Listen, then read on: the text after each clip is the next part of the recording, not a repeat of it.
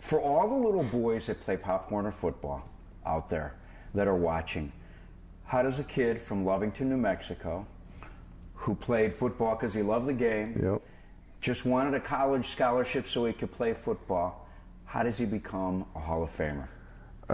I have no idea, honestly. I never saw this end goal in mind when I started playing football. I played because I loved it when I was a kid. It was something to do. All my buddies played. You know, the thing that football, you get from camaraderie. You get to be around people that you wouldn't normally be around because you're forced to be around each other. I love that about it because I got to meet different people from different ethnic backgrounds, different social classes. You had to be together. You had to learn to get along, which I loved about it. But I just loved, football. Just wanted to get a scholarship. That was my goal when I played in high school, is to go to college and get a scholarship because we couldn't afford to pay for school. So it worked out. I got that. But I just kept getting better and better and better. I put my time in the weight room, put my time in the off season, and I just kept getting better. But it helped.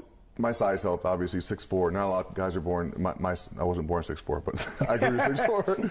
But it just helped to be my size. But I just kept getting better. The harder I worked, the better I got. And for me, it was contagious to see myself get better. I just wanted to get better and better and better, and that pushed me to keep striving to get better. And then, like I said, when I started playing, I never would have thought, even in the NFL, the Hall of Fame was an afterthought to me. That wasn't why I played the game. It wasn't my end all. If I didn't make it there, it wasn't a success. That wasn't even an afterthought for me. It's been about 10 days now since you found out. Yeah. Has the enormity of what's happened hit you yet? I mean, have you had an emotional moment? You know what's amazing is how many people pay attention to that. So I go to a gym over here, and there's no one at the gym. No one. I don't think these people even know what football is. It's like a little country club gym, and I've had 25 people tell me, "Congratulations, we saw you on TV."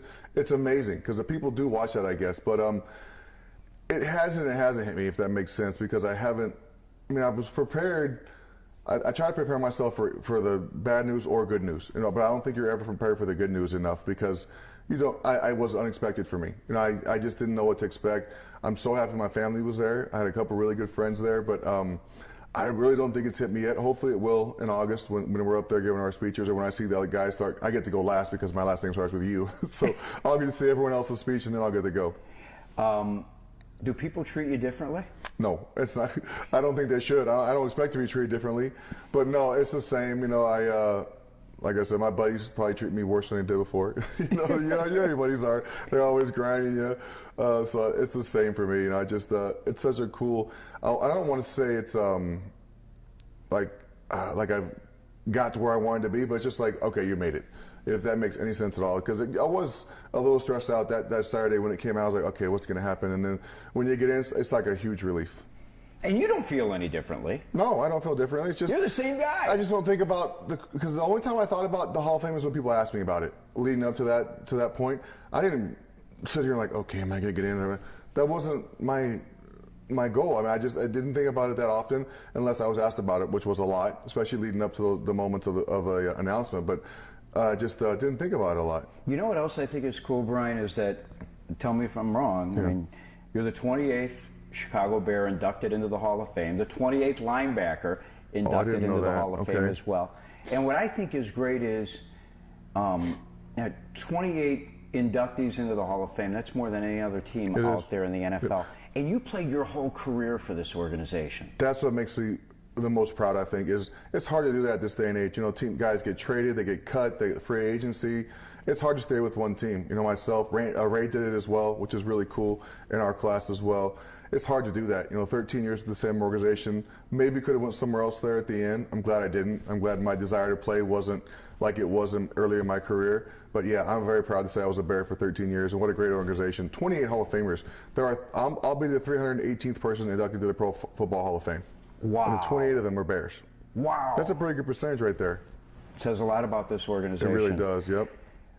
Has anyone sent you a text message or a phone call where you really got emotional or surprised that you heard from that person? Not emotional, but a bunch of ex-teammates. That was the coolest thing for me. Guys I hadn't talked to in 5 or 6 years. Roosevelt Colvin texted me. All the guys from the Super Bowl basically text me. All those guys, Chris Harris, who's coaching, Olin, Manley, all the guys that you would think would text me. But there were some guys I hadn't heard from in a long time, but I'm still friends with. Just don't talk to them all the time, that text me as well, or reached out. Did you hear from a guy like Dick Butkus? No, I saw Mike Singletary he was there at the Honors Saturday night, and I also saw him at the game on Sunday. And I saw him Saturday night, actually. We were having dinner in the hotel, and he and his wife were in there. So I saw him then. He's awesome. He was so nice. Isn't he a great guy? Oh, he's a stud. You know, I've always had a ton of respect for him. He and Buckets both, but Mike's around more than Dick is, so I see him more. And he's very serious, but he's very, like when he talks, people listen. Is it surreal, Brian, when you hear Bears middle linebackers, Bill George, Dick Butkus, Mike Singletary, and Brian Urlacher? It is. Well, it's, you know, my whole career, they want to talk about how do you compare yourself to Singletary, to Butkus, and I was like, look, I don't compare those guys. They're in the Hall of Fame. They had great careers. I don't compare to them. It's not fair to them for you to compare me to them when I played. Now, obviously, we can talk about it because we can look back and we're all at the same level now because we're in the same class. But it was very uncomfortable for me when I played to talk about me being in the same level as him because I wasn't. Do you feel uncomfortable when people ask you, well, who's the best of those four? Yes and no. I mean, I feel like we all did different things. We were all good at a lot of different things, and a couple of us had all those things in us. You know, it doesn't make me uncomfortable. I just don't think you can pick a clear one because there's different eras, different generations, and different people have different opinions. I want to go back to the day that it happened. You're such a family guy. You had your wife Jennifer with you, your 3 kids. How important was that for you? It was awesome because I wasn't going to take them actually because I wasn't sure how the whole process worked at first. And you don't know if you're going to get in or not. It's hard to make plans and to be disappointed.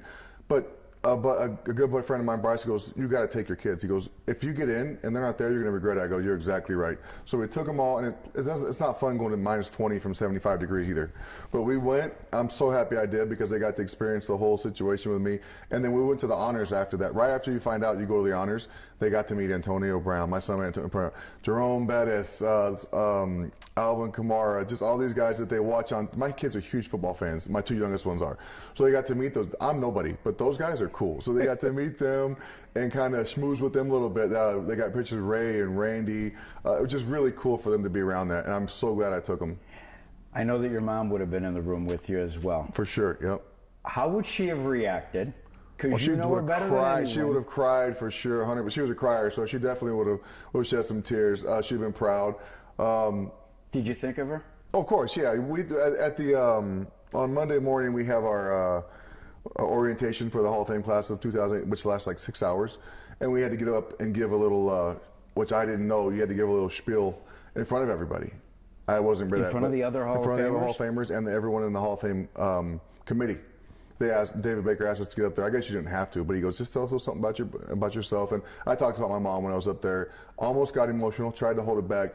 It's hard because everything building up to that moment, you don't know how it's going to hit you. And I saw, Randy and Ray were talking, and B-Doc were talking, and their stories are phenomenal. To hear these guys talking how they got to where they're at from where they started is incredible. Knowing Mom, she's bragging about you upstairs now. Oh, yeah, for sure. I hope she is. It's just, she taught me so much, and just my work ethic, I feel like came a lot from her, watching her work so much when she was single with us 3 kids. She didn't have a choice.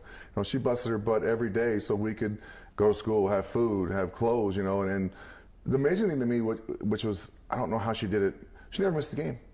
It's nuts to me. She worked 3 jobs. She never was made at my games, Casey's games, Sherry's games. She didn't miss.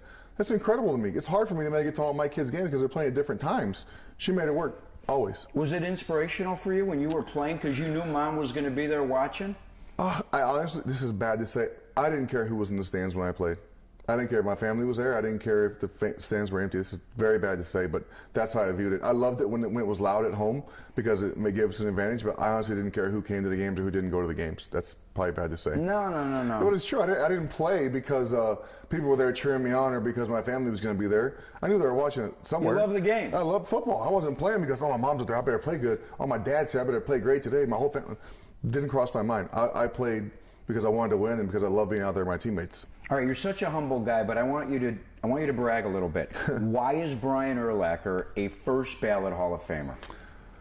The reason I think, and let me thank Dan Pompei for number one for getting, because in that room I can't imagine what it was like. Dan presented going through all those guys and trying to sway them if you have to, but I think those stories from other players who I played against that Dan compiled up over this last 6 months, it helped me a lot.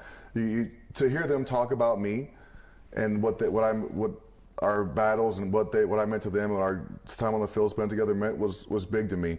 My teammates are great. Obviously, what Lance said, Charles, all the guys I play with, Olin, all the guys I play with is a big deal to me. But you're talking about like when Aaron Rodgers says he was the smartest Peyton, guy ever. All these guys, Adrian Pierce said some nice things. Drew, all these guys that said stuff about me that I played against.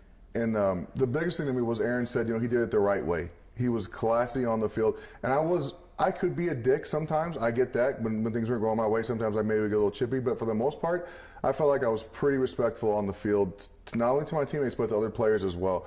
It makes me mad when you knock someone down. Why can't you help them up? You did your job. You tackled them. What's wrong with helping them up? Some people look down on you for doing that. I don't give a crap. The play's over. Next play, I'm gonna try to knock him down again. Doesn't mean I don't want to hit him.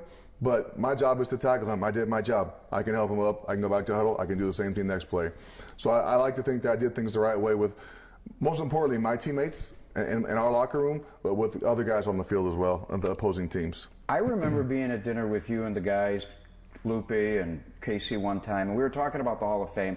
And at that time, you were still playing, and it wasn't a big deal to you back then. Yeah. As you've grown older, does it have more meaning to you now? It does now. Now that I've seen what it entails, it's not just being in the Pro Football Hall of Fame. It's the elite of football. David Baker gave us a stat of how many people played football, played college, played professional, how many are in the Hall of Fame. That number is so minute.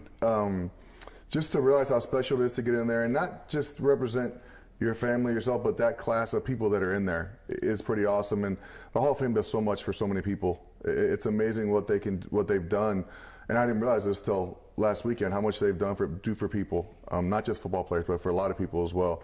So hopefully I can represent them in an honorable fashion and do things they ask me to do and do them at a high level. I was going to say, are you excited now to get out there and help? I am excited to do things that they asked me to do. And I told Michelle, the lady who helps us at the Hall of Fame, I said, please, just if you need me to do something, ask me. All I can do is say no. If I can't do it, I won't do it. But if you don't ask me, you won't know. And they've been so great to deal with. They are on the ball because they're already working on rooms and tickets and get your speech ready. Come visit before you got to go. It's amazing how much work has to be done between now and August. I didn't realize that. And that's where I'm going with this now. Now that it's coming up, because it's 6 months away. Yeah. Is there another Hall of Famer that you've talked to for advice as to what you're going to? You know what? They all lend their advice when they're like the next 6 months is going to be a pain. Get ready. Do your speech. Get your presenter, get everything in line with your family when you get there, because when you get there, they said you're going to be busy. Your family's going to be doing other stuff. You're going bang, bang, bang the whole time you're there. So get ready for it. But get your ducks in a row before you get there. Just if the Hall of Fame asks you to do something for that, get it done. Don't wait for last minute because it's going to be a pain if you do. All right, it's August 4th, Canton, Ohio. Have you started working on the speech? I haven't thought about my speech. I'm sorry. I have thought about it. I ride my bike for probably hour and a half, 2 hours a day, my mountain bike. So when I'm on my bike, a lot of stuff goes through my mind. I'm thinking about that, thinking of all kinds of stuff, but I think about it out there. Problem is I can't write stuff down when I'm on my bike. So I need to start getting a pen and jotting some stuff down as I'm, because it's not going to happen all in one day. It's going to be a long process to write it, but I have thought about it, obviously, because it's, but now it's the max we can go is 15 minutes. I'd be surprised if I take 10. Because the way I look at that day is, it's not about me that day. It's about everyone who helped me get to that point. My goal is to show everyone why I got there. It obviously helped that I played decent in the NFL, but so many people helped me get to that level. And I'm not just going to talk about myself. I'm going to talk about why I got there and the people that helped me get there. I don't think that day is about me. It's about everyone through the process that helped me get to that level. Have you ever written a speech? When was the last time you wrote a speech? That's as bad. I wing it most of the time. I know you do. I write stuff down. You wing it every day, every Sunday night we did the show. I get up there and I have stuff written down. And at my mom's funeral, I wrote all this stuff, because I spoke there. I wrote all this stuff down and never looked down once. I had it all right here. And once I start telling stories, it's easy because you just remember stuff. But I'll have to write stuff down for 15 minutes worth of stuff, and I'll do something to topics, stuff like that. But going to be you don't want to forget anyone. I don't want to forget anyone. That'll be the not hard part, because I have them in chronological order throughout my career. So I'll have to do that. But just I didn't sure I don't want to leave anybody out. Be bad. How tough will it be to decide who will be the presenter? It's so hard because there's so many people who've influenced my career. You know, I have great coaches in my NFL career, great coaches in high school, great coaches in college. I've narrowed it down. I think I have 3 figured out. What I want to do is I want to talk to each one of them and see what they would think, what they think about the situation. If they were me, who would they pick or whatever? Because they're all 3 great guys. They'd all be like, oh yeah, pick him or whatever. No big deal, whatever. So I think that's how it will go. But I want to pick their brains a little bit about it. 3 guys: Lovie Smith, Greg Blash, Bob Babbage. How'd you know? You said it on the radio. Oh, okay. Yeah, those are my 3 guys. Yeah, I was like, oh, you're smart. Yeah, those 3 are my 3 guys that I think. Have you talked to I haven't. I talked to about 3 after I got inducted or got it nominated or whatever, because and made it, I guess. But I haven't. Do they know you're considering them? They have to know by now, right? I would think after all the stuff that's been going out there, but I would think they would know before as well. Knowing the impact they had on my career, I would think all 3 of them will have an idea that they'd be up for the task if I get in. Would it be the ultimate to have the Bears play in that Hall of Fame game and have the pilgrimage of Bears fans make their way to Canton, Ohio to be there with you? We played in the Hall of Fame game in 2000, I want to say 2005. And the amount of Bears fans that were there was unbelievable. So if that happened when I go in, it would be incredible, because the Bears fans travel. We all know that, especially for stuff like that. It's not a long trip to Canton, so they would definitely be down there. But yeah, if we got that game for the Bears, that'd be awesome. I'll tell you what. I know that you had a love-hate relationship with the media when you played the game. The media the last 3 weeks has been so pro Brian Urlacher. It's been. I agree with you. You know, so I had most of the time it was love-hate, but I ended on. I don't think people took it personal, because it wasn't personal for me.